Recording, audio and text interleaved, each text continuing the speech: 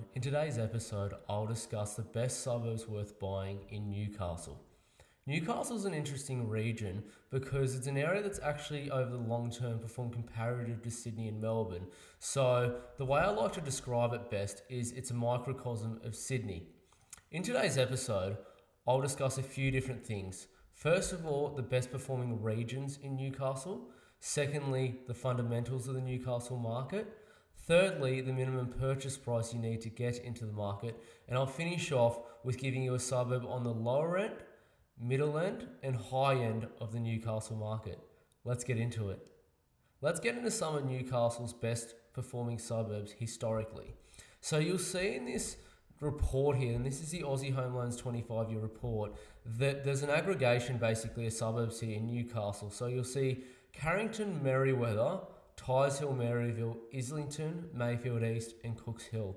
So they all kind of sit in the sort of beachside and sort of inner suburbs of Newcastle. So these are really the best performing suburbs in Newcastle historically.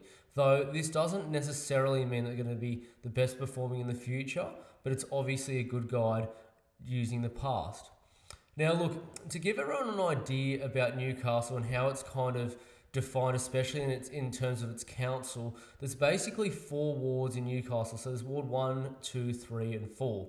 Now, if you look at where basically all the suburbs historically have best performed, they're basically almost entirely in Ward 1 and Ward 2. So those are the suburbs I'm going to guide everyone through today, because I'm telling you right now, they still sit as the best suburbs to buy in. Not all necessarily the same suburbs as in the past, but definitely into the future, they will be sitting in these 2 wards of the Newcastle region.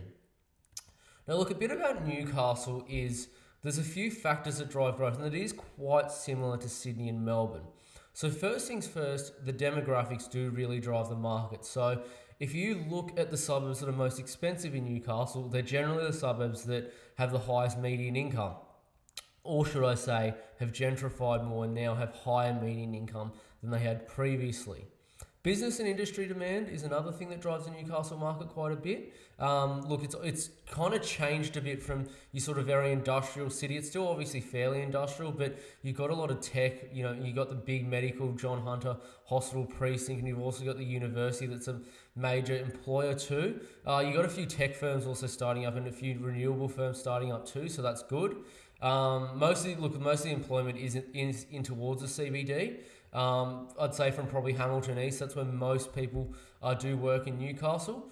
Walkability is a big thing, especially in what we're going to get into. You'll notice what I'm talking about in the near future. It is quite a walkable neighbourhood and quite almost like an inner city area, some of the better suburbs. Access to the CBD and lifestyle areas is a big thing. So people in the Hunter aren't like Sydney siders who are happy to, drive an hour and a half to work, or let's say an hour to work every day. People in the area genuinely only want to drive 15 to 20 minutes, absolute maximum. Most prefer closer to 10. So keep that in mind. School zones, I don't necessarily mean private school zones. There is a fairly good private school in Newcastle Grammar School, but I mean generally good, especially public primary school zones are pretty popular. And shortage of supply combined with excess demand, I will get into that further because out to the west of Newcastle there is quite a few new estates developing, especially towards Port Macquarie and out towards Maitland Way. So these are factors that you need to consider when thinking of purchasing in Newcastle.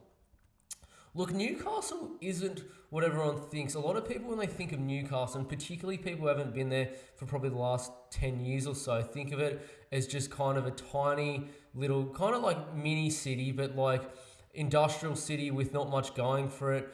But for people that haven't been there, this is actually what the waterfront looks like now. So this is a district called Honeysuckle near the Newcastle interchange there. So there's basically something called the Newcastle Master Plan that's been developed to, should I say, redevelop and sort of gentrify the whole area. It's very close to the university. It's near all the employment hubs. I know the council chambers and Hunter Water aren't far from there either. You've got quite a few jobs around there, right by the marina and foreshore. That bike track runs right through to Islington Park as well. So it's quite a good lifestyle precinct as well. But that's what the basically water frontage of Newcastle Harbour looks like now. To much of probably many people's surprise, it is quite a nice area now, and it's only going to get better. So don't think of it as what you used to think of. Look, when considering Newcastle as well, just be aware the Hunter region does have a large history of flooding.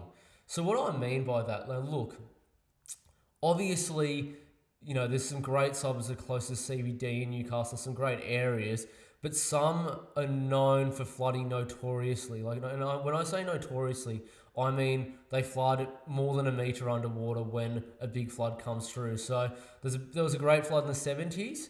There was also one in the 2000s. It was quite large there too. And if you just search up photos, you'll see that a lot of the area was actually underwater. So just consider that as well if you're considering Newcastle, because some of these areas are very flood prone. So just think about that when buying in Newcastle too. Look, this is just off basically the Newcastle flood map online. And that will give you a very good guide about basically where floods look.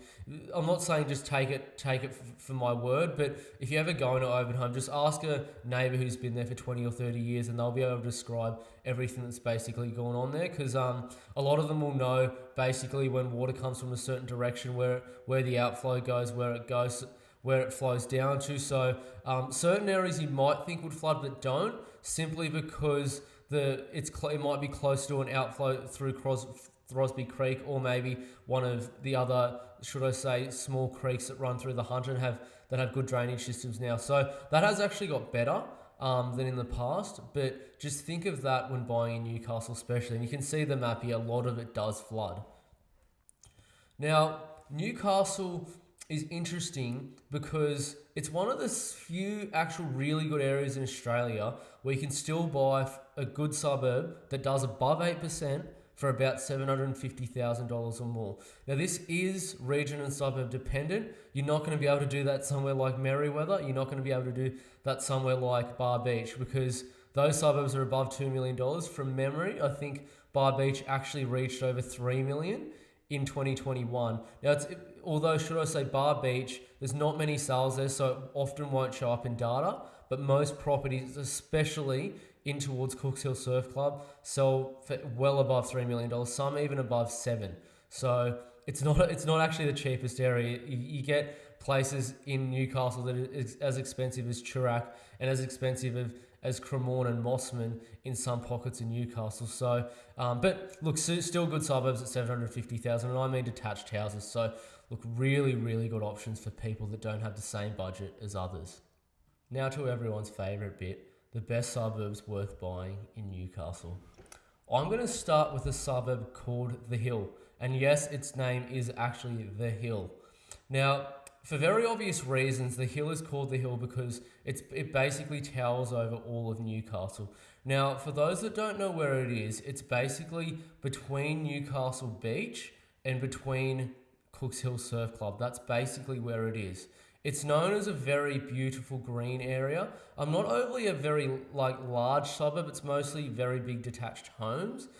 Full of beautiful walks. The actual memorial walk for the World War I diggers is actually there, and it's probably one of the best places to see all of Newcastle beaches and the harbour from in all of Newcastle. Really nice suburb. Look, the thing about The Hill is its proximity to everything is just incredible. It is literally a walk down the hill just to get to all the employment hubs in the actual Newcastle foreshore. By that I mean the harbour side. It is obviously wedged between Newcastle Beach and obviously Susan Gilmore Beach and Cooks Hill Surf Club, which are basically most, should I say, popular beaches in all of Newcastle. Merewether's popular too, but I'd argue that probably near Cooks Hill Surf Club's even more popular.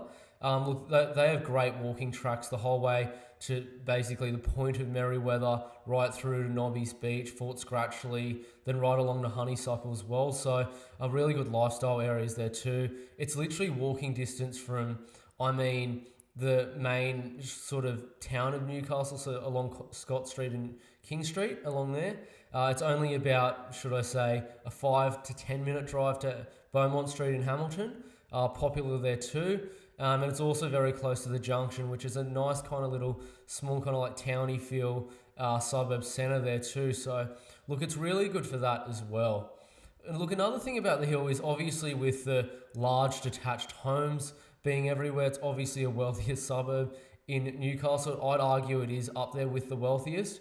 Look, there is a couple of apartments there, which obviously does drag down that income level. But if you look at the family income of $2,700 a week, nearly $2,800 a week, that's comparable to some of Sydney's inner west suburbs. And I'm telling you right now, this is actually cheaper than some of them as well. So you can still pick up homes in the hill for 1.5 to about 1.8 million. Obviously, the higher end ones are 2 to 3 million. Look, there's some that are actually even 4 and above in particular pockets, particularly ones that are close to the actual Memorial Walk. Look, beautiful area to live though. It's probably the best location in all of Newcastle. And I'll tell you, it's never going to flood. If it floods, Australia will barely exist. So another good thing about the hill there, really nice suburb. And for those probably just wanting to settle down and work near the CBD on a nice family dwelling, it's a very good suburb to consider buying in if you've got that $1.5 to probably $1.8 million budget in Newcastle. Let's get into a mid-tier suburb. So a mid-tier suburb I'm going to get into is a suburb called Cooks Hill. Funny enough, Cooks Hill does neighbour the hill. It is literally basically towards the bottom of the hill, funny enough. But Cooks Hill is like a very sort of, it's both, I'd say, a coastal suburb, but it's also kind of a city suburb as well. Now, what I mean by that is Cooks Hill is actually quite close, again, to both Bar Beach, it's close to Merewether, and it's also close to Newcastle Beach, but it's kind of also on should I say the exact city fringe. It's almost like Surrey Hills in terms of Sydney, in terms of what Cooks Hill looks like. So look, this is just a photo of basically an alley of Cooks Hill, and you can see what I kind of mean by it. It's quite a nice kind of very, should I say, gentrified area. Look, Cooks Hill's just got incredible walkability to it. So I've just got here the suburb ratings in terms of walk score in Newcastle. So you'll see here that Cooks Hill rates 89 out of 100 in terms of walk score, and you can see the hill is also 89 out of 100. So look, it's basically, you don't really need a car in Cooks Hill, especially if you work in the CBD, and especially if your kids go to one of the local primary schools there. So look, really good suburb. It's also very close to Newcastle High School, very close as well to Newcastle Grammar School. It's basically on the borderline of them. So yeah, look, Cooks Hill, you don't really need anything like that either. Not only that too, it's got, obviously being so well located, you'll notice here that the employment industries that actually back Cooks Hill are very strong. So one is hospitals, then you've got social assistance services, you've got cafes and restaurants, and then education, both in terms of tertiary and secondary education. So what you'll notice there is that 4 out of 5 of those, other than cafes and restaurants, which mainly employ the younger actual population that live in Cooks Hill, are all government industries. So a lot of these actual employees are employed by, I'd say, very strong government-funded industries that will always be there. Healthcare is always going to be there, which is both social assistance, because that would be sit under probably mental as well. Not only that too, but also education's always going to be. The government's never not going to fund education. So look, some very strong backing to the industries of Cooks Hill. Probably everyone's biggest question is, where is an affordable suburb that will perform well in New South Wales that isn't in Sydney? Now, it's a very interesting question because a lot of people think I should go and buy in Mount Druitt, I should go and buy in Campbelltown, I should go and buy in Blacktown or Penrith or somewhere like that. I'm telling you right now, those suburbs, don't get me wrong, you're never going to lose money, but it's the opportunity cost you're going to miss by buying in a suburb that doesn't do as well as the one I'm about to mention. And by that I mean most of those suburbs that I just mentioned will do around 5 to about 7%. However, the one I'm about to mention has actually done roughly 8 to 9% depending on where you buy in the suburb. Some streets even do a bit better than that. So the suburb I'm mentioning is Mayfield in Newcastle. Now, to probably a lot of locals' disgust, I'm probably saying this because it does have quite a reputation for being a fairly dodgy area, but a lot of that has changed. Now, if you took it back 15 to 20 years, you could have said to someone, I live in Maryville or even Carrington, and a lot of them wouldn't want to have dealt with you if you lived in Newcastle because they were known as very rough kind of neighbourhoods. And it's the same as probably Mayfield, or probably about 5 or so years ago, so probably before the 2020 COVID boom and era. Look, Mayfield did have quite a reputation, but what's happened here, it's actually gentrifying quite a bit. Now, you'll see obviously the scope of the suburb changing quite a lot in the suburb, just simply because a lot of the homes are being now bought by younger professionals and they're redeveloping them, rebuilding them and that. But there's more to that as well. Look, Mayfield's a part of Newcastle's master plan, and it's actually in one of the main growth precincts. And what's happened there is, look, the walk scores increased incredibly in Mayfield. So if you just look here, you'll notice that the darker green patches and the greeny tinge patches are areas with greater walk score. So you can see basically around the town centre, you almost have like a CBD-like walk score there. And that's because you've got basically every facility you'd need. You even have some small actual health facilities like physiotherapy, chiros and stuff like that too. You've got the new Coles, the Woolworths, you've got legal firms, you've also got even some finance and accounting firms there too. You've got all the little, should I say, shops as well down along there. So it's quite a good suburb there too. It's got a lot of good services in terms of buses to the CBD, which only lies about, depending on the time of day, anywhere from about 7 to about 12 minutes. Waratah Station, which is at the bottom of the suburb too, also has trains that are only a couple stops from Newcastle Interchange. So look, really good area to consider there. Not only that too, as I said, look, the suburb's actually going through gentrification. So here's basically on the top your 2006 income levels in Mayfield. Then you'll see on the bottom is your 2021. So it goes basically personal, then it goes family, then it goes household. So you'll notice of all three of those, they've more than doubled in recent years. And this is actually only increasing significantly because of the people that are moving into the suburb. So it's rejuvenated in the past and it is going through gentrification now. So I'll be straight with everyone. You're probably better to buy in that COVID period because money has been made, but it's going to continue going because once a suburb gentrifies and it's got the right demographics in the area, the suburb will continue growing very well. So if you've got that budget and you're a very New South Wales centric buyer, this is a really good suburb to consider as well. Now, obviously, I've given everyone some good suburbs to consider, but I'd just like to say to everyone, be really careful where you're buying in Newcastle. Now, it's an area that I pretty much know back to front. I almost know every street in the suburbs I've mentioned, and I pretty much know where floods, where doesn't, what the best side of the street is, what sort of people live in there, what the right stock is to buy there, why you'd buy here at a certain budget level, how you get the best yield out of it, what council will let you do and all those sorts of things. It's quite a development pro council, but just really consider buying, like where you're buying in these suburbs, because there are still some quite dodgy pockets, and there also are some parts that are known to flood badly and have quite bad traffic congestion and noise. So just consider that too. Look, if anyone's looking to buy here, give me a call because as I said, I know it really well, and we can discuss, for example, what you want to do, get a strategy together, and I can find you pretty much the best stock you'll possibly be able to find you because I happen to know a lot of the agents in the area. But I do really appreciate it, and I hope it's been a good episode for everyone watching. Thanks so much for watching. Please subscribe to the channel, and if you're looking for a buyer's agent in Australia's best performing suburbs, be sure to reach out via www.compoundinvest.com.au. Thanks again, and welcome to the channel. I'll see you on the next one.